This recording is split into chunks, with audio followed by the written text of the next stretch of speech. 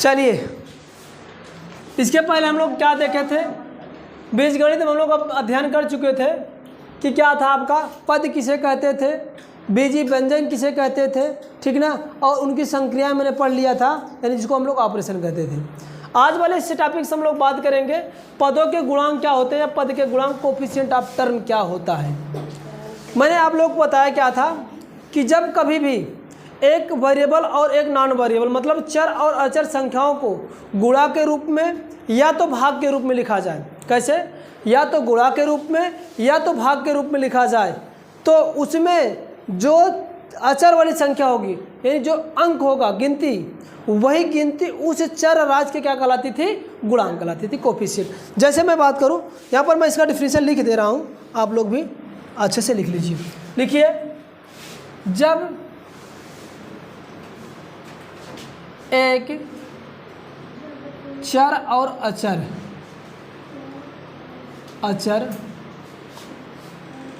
राशि को गुणा या भाग के रूप में लिखा जाए या लिखा जाता है,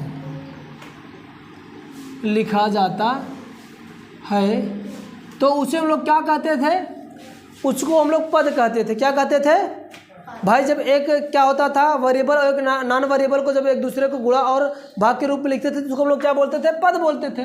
तो उसे हम लोग क्या कहते थे, उसे पद कहते थे। क्या बोलते थे, पद कहते थे, पद कहते।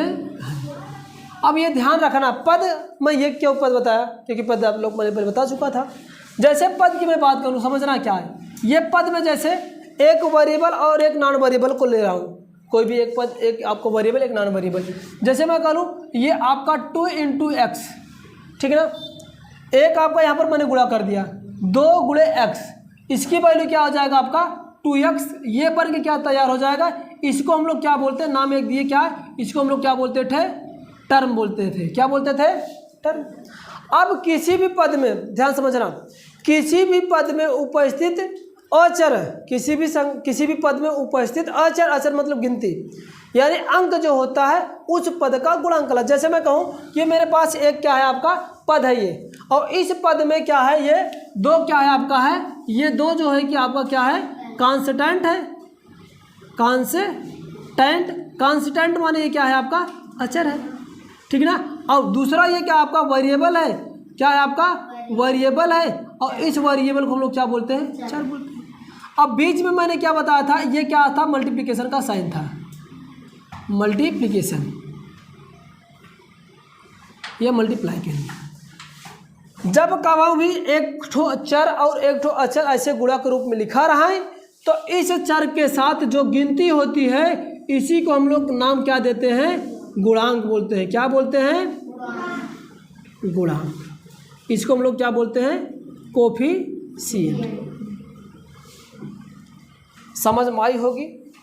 और ऐसे भी टर्म हो सकते हैं, जैसे यहाँ पर मैं कह लूँ कि यहाँ पर x में मैंने क्या किया, x² 1/2 का मल्टीप्लिकेशन कर दिया, तो ये क्या बन जाएगा आपका, ये क्या बनेगा आपका x²/2। देखो ये आपका डिवाइड वाला हो गया, ये भी तो क्या बन गया, ये आपका एक क्या है, पूरे को हम लोग क्या बोलते हैं, नाम क्या देते हैं, टर्म देते हैं। अब यहाँ पर देखो ये आपका क्या है, आपका वेरिएबल है x² है ना, अरे x² हो सकता है, y हो सकता है, y का क्यूब हो सकता है, x y z हो सकता है, कुछ भी हो, अक्षर वाले को वेरिएबल बोलते हैं। तो ये क्या हो गया वेरिएबल। और ये ऐसा नहीं कि ये केवल 2 वेरिएबल है, केवल कांस्टेंट 2 नहीं है, 1/2 ये जो गिनती है, ये इसमें कांस्टेंट क्या मेरे पास है, जो गिनती है। ऐसा नहीं आप लोग कह लो कि गिनती सर 2 है, तो आप लोग इसका बता दो कि सर x² का जो गुणांक है 2 है। नहीं, ये इसको ऐसा ये है, इसका ये मतलब 1/2, यानी इसको अगर मैं यहाँ पर लिखना चाहूँ तो 1/2 × x² ऐसा लिख सकता हूँ, जिससे आपको स्पष्टता पता चलेगा। ये आपको क्या होता है, ये आपको कांस्टेंट होता है, ये आपका कांस्टेंट है, और ये क्या है आपका वेरिएबल है। अब मैंने क्या बताया, और ओवरऑल को मैंने क्या बोला, ओवरऑल को क्या हम लोग बोले, टर्म नाम दिए, पद जिसको बोलते हैं, क्या बोलते हैं हम लोग इसको, पद बोलते हैं ना, ये पद बोलते हैं। अब मैंने क्या बताया, ये एक्स स्क्वायर का वेरिएबल है और इसमें गिनती जो है क्या 1/2 है।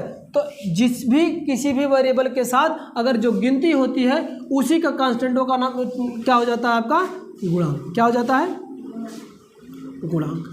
मेरी बात समझ में आई, यस या नो।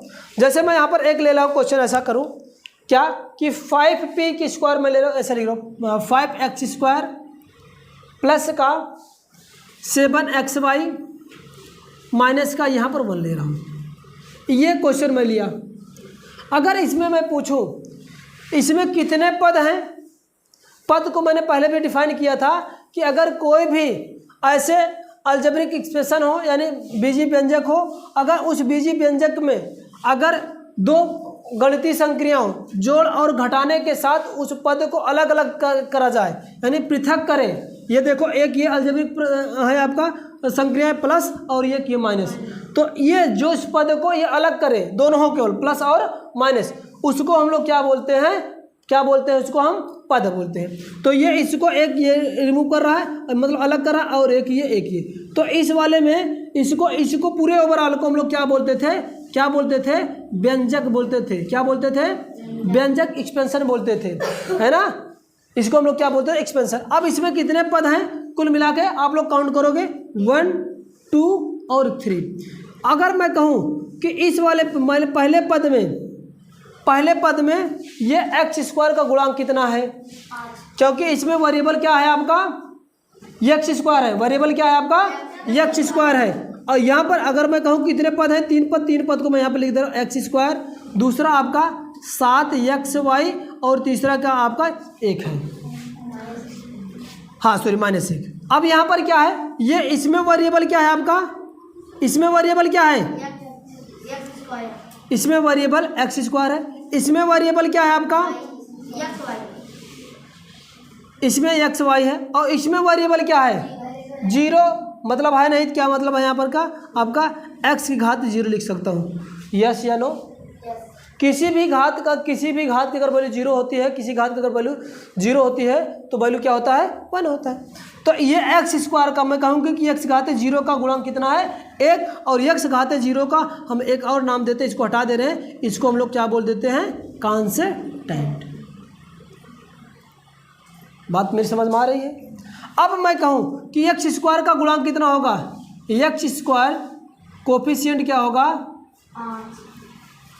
कोफिशिएंट कितना है मेरे पास 5। इसमें कौन सा वेरिएबल है, xy है, xy का कोफिशिएंट क्या होगा, कोफिशिएंट क्या हो जाएगा आपका 7 होगा, और ये तो कांस्टेंट टर्म है ये है। अब मैं समझ रहा हूँ कि कोई भी दिए गए बीजी व्यंजक में आपको पद कितना है ये काउंट कर लोगे, और प्रत्येक पद में प्रपद का आप लोग गुणांक भी बता लोगे, ठीक है ना। आगे चलें, पद के आगे हम लोग चलते हैं सजाती और विजाती में। हाँ चलिए, ये मैंने पद का गुणांक का डिफिनेशन यहाँ पर लिख दिया था। जब एक चर और अचर राशियों को गुणा या भाग के रूप में लिखा जाता तो उसको क्या बोलते थे, पद बोलते थे। और उस पद में यानी कोई भी पद होगा, पद में उपस्थित जो संख्यात्मक मान होता है, संख्यात्मक मान मतलब गिनती हो, चाहे अंक हो चाहे संख्या हो, उसको हम क्या बोलते हैं, राशि का गुणांक बोलते हैं। जैसे मैंने यहाँ पर एग्जाम्पल ले लिए थे, ठीक है ना। आगे हम लोग चलते हैं नेक्स्ट, कुछ क्वेश्चन इस पर देखते हैं, आप लोग इसका आंसर फटाफट बताना, इसके बाद आगे चलूँगा।